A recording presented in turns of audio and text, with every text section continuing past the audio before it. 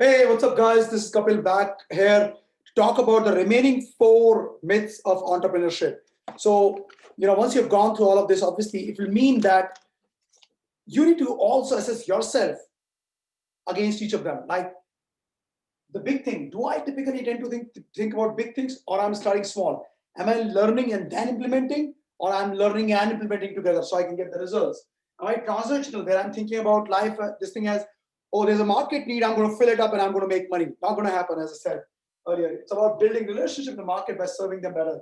The third is passion. Like, oh, I don't know my passion. Yes, you have a process. As I mentioned, I have a 6-week program where I help people develop their passion, understand their passion, and it's like a dance. People are able to do that, and that's what changes their life completely. But if you don't have it, don't worry about it. In life, you would want to do different things. In the beginning, when I started my entire journey as a coach, my entire focus was really only onto that. I want to help people in corporate sector to get promoted, and then became very easy. Then I said, you know what? A lot of people are stuck like me.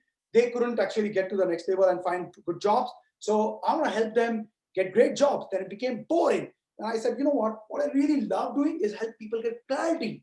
Then that became something amazing. And I still do that. And I love that. But I, at the same time, also realized that, you know what, I went through this massively tough time where for the first year, the entire year, I made such little amount of money and I did not have to go alone. So I started selling that segment. And now basically I'm helping people create wealth, right? I help people to get to like $10,000 kind of a level in 6 weeks period. And I successfully done it for so many people. So my niche is changing. My passion is becoming more and more clear. It's not that there's one passion, at least as far as things that I do. But obviously, my passion is to serve people, is to create wealth, is to make a big difference. So your passion will emerge out of things. So don't worry about that. The fifth thing that we have is, which is an entrepreneurial myth, is that basically resources. I can tell you, and I've spoken about it multiple times in previous videos and earlier as well, that a lot of people think that their life is a lot more about finding resources. I've had clients who basically said, I've got this big idea, I'm trying to find money, I'm trying to find an investor. That's not how it works. It doesn't work saying, I go to an investor, investor will pay me the money, and suddenly my problem will be resolved, and suddenly I'm going to start building this business. Not going to happen, not going to happen, not going to happen. In fact, there's this book by Damon John, who is the Shark Tank guy, where he was sharing that some of these people who have product ideas, physical ideas, like, you can get an investor if you're selling a pen. I said, people go there and they want $20,000. And I sometimes tell them, don't look for an investor right now, because the moment you have an investor, it will come with a lot of packages. I actually had a client. This person took about $70,000 as like, no, more, $170,000, something like that, from an investor for his business. And it became a pain for him. It became a pain. Ultimately, he ended up selling some property, finds and pay off their investor along with whatever returns were expected, and took the control. Because this constant every week, hey, where are we? Where are we? Where are we? That's not how things work for entrepreneurs. So obviously, people who think of resources, once I have the money, never going to have it.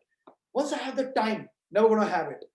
Oh, I've got this particular one problem, which is basically this thorn in my backside. Let me remove it. Not going to happen. The only way you can remove a thorn from your backside is by standing up and scratching the damn thing out of you. So resources driven thing doesn't work. What works is really, green pen, is resourcefulness. How resourceful you are. The reason I've been successful is because I've been resourceful. I have when I came to Australia, people were like, hey, you're making a mistake. It's like Cognizant, the company that I work for, didn't have anybody here. There was only the country head. And it's like, man, I know it's a big company, but you're just starting from scratch. I'm like, yeah, I'll just make it happen. And I made it happen. I built up the business in like 3 years flat. It was an $8 million business. And obviously, there was a huge support from everybody. And I was basically not in sales. I had no experience of dealing with clients at that level, but I did it because I was very resourceful. I knew that I had to do certain things right. I put my building blocks in place. So people who are resourceful, they find a way. And here's the thing, only if you're hungry, you'll become resourceful. If you don't have a level 10 commitment, you will not be resourceful and you will not make it happen. So being resourceful is the real deal, and that's how entrepreneurs make a difference. 1.6, or others, in my page where I've got all these notes, it says 1.6, 1.6. So yeah, so it says basically how. Now, people may not recognize this as something which is a huge problem, but I can tell you, mountains of wealth is hiding under the rubble of inaction. And the biggest killer in inaction is this how thing. How am I going to do it? Somebody else has worked out the how already. They have been successful. Don't worry about the how. Focus on why you want to do it here. And more importantly, it's actually more important is why, but once you've done that, think about who you can leverage. It comes to the same point about, don't have to go through the pain. You can leverage who you can leverage to get things done. I've been able to get more things done since I've realized and decided that I don't have to be dependent on my time alone. I can actually leverage other people. So now I go to Fiverr, I go to Products, or I go to places where I'm actually able to get things done by other people. I'm going to come up with a podcast very soon. It's going to talk about play it full, as in how do you actually play it full across all aspects of life. Like, a lot of people say, oh, I'm just going to earn money and then I'll follow these things. Or, I just little bit this thing, once this particular problem gets solved. No. I'm right now, and I'm declaring it here on a social media platform, right? That I'm as a 48-year-old guy, I have desires to be the best version of myself. So I'm working to get 6 packs, and I'm spending 4 hours per week with a personal trainer who basically does the Zoom call with me and my wife, and he's really kicking my butt. I've got pains everywhere in my body right now, and it's been going on for 2 months, but I'm playing it full. So anyway, so the play it full work full will be about how do you create wealth, how do you basically generate powerful life in every single aspect without compromising. Have your cake and eat it too. So I had to do a logo and all of this for the podcast, and I just reached out to some people and I just paid $50, which is like 2,500 rupees in Indian, this thing, and I'm getting a great logo done. Easy, done. I don't have to do it myself. I'm not the best creator. Yeah, sure, I could save $50, and sure, maybe $50 is a lot of money for me. Maybe I'll pay 10, or whatever it is. Become resourceful, get things done, and focus on who can do it rather than how. So sort of who, focus on who, and more importantly, why. Why is obviously more critical, but once you're focused on why, who can do it? Who has already done this? Next. This is so important. Oh, I can talk especially about coaching business or servicing business. People think I've opened a company, now people will come to me. I've got this accreditation. I'm a ICCS certified coach. Come and talk to me, become my customer. Nobody's going to come. I remember talking to this person, and with due respect, but obviously lost, and not going to make it happen. I said, she was basically in the, like, we had some common friends, and I think she was a cognizant, and she reached out, and I was talking to her, and I said, so who's your coach? She's like, no, I am the coach. Exactly, so the same face. No, I am the coach. I'm like, you must have a coach. You're a coach. You must have a coach, because how else will you do it? No, I am the coach. Oh, okay. So that means this person doesn't even believe. She doesn't even believe in coaching. She doesn't have a coach. For her perspective, coaching is something which you take when you have a problem. Well, yeah, Olympians do have a problem and they have a coach. Every person can be an athlete, but it takes something else to become an Olympian. And there's not even a single Olympian who didn't have a coach. Now, the reason I'm saying this is that people think that I'm a coach. I'm going to put this thing out there. I have done ICC certification. I have 30 years experience. I'm this. Come and become my customer. Not going to happen. Not going to happen. Business. The myth is business will come to me. Come to me. If I have a good product. Now, for those of you who can't read it, if I have a good product, business will come to me. Well, those days are gone. Those days where, you're selling a pen and there's only one pen, or you're in a pop and mom's shop, which is down the street. Those days are gone. You have a product, people will come to you because of convenience now. Those days are gone. Today, in the world of social media, especially if your business is global in nature, if you're trying to create an app or a coaching business or something, just services or advisory business or anything like that, unless you're selling to a local marketplace where also your market is very limited, so you will not have enough revenue. But if you're trying to do that kind of thing, business will not come to you just because you have a product.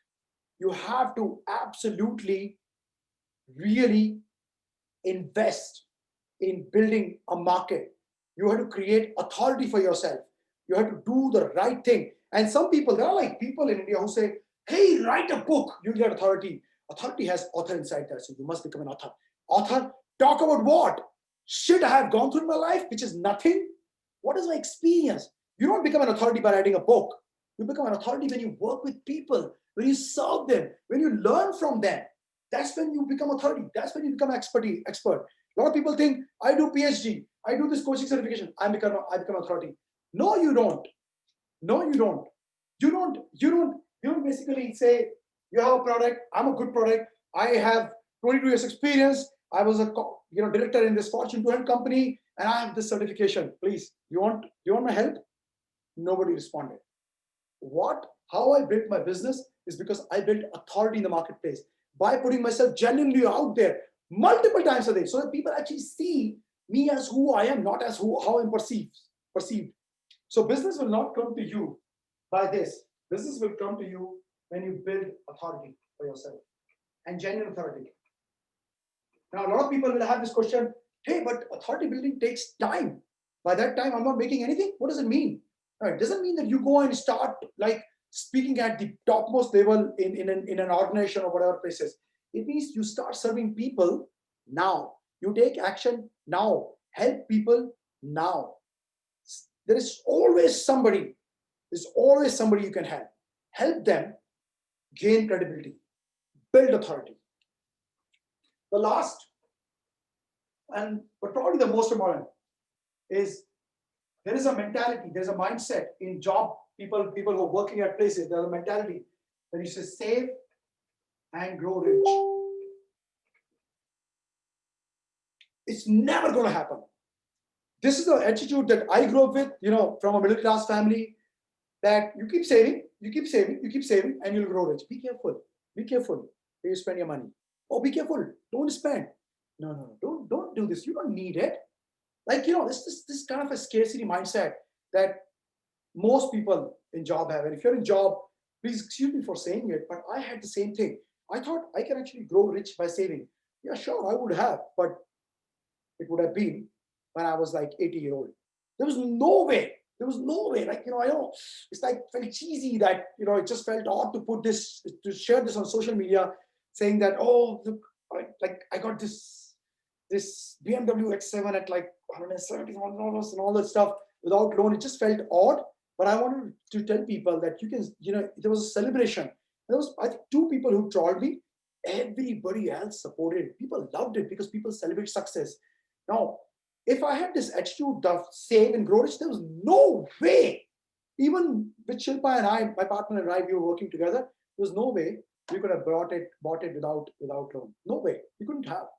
Because save and grow rich attitude would have said, you know what, I could use something else with my money. Even if we had the money, I could do something else with my money. I could invest into this property, or I could buy Bitcoin, and that would have been my attitude.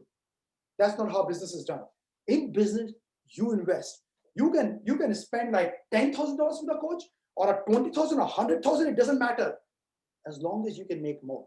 So people think business is about risk and all of it. No, it's not about taking risk. It's about arbitrage, doing the arbitrage of the risks. So you take a calculated risk. You think, is there an outcome which is more likely to happen than what I'm putting in? Yes, do it. That's what it is. So this is the myth of entrepreneurship.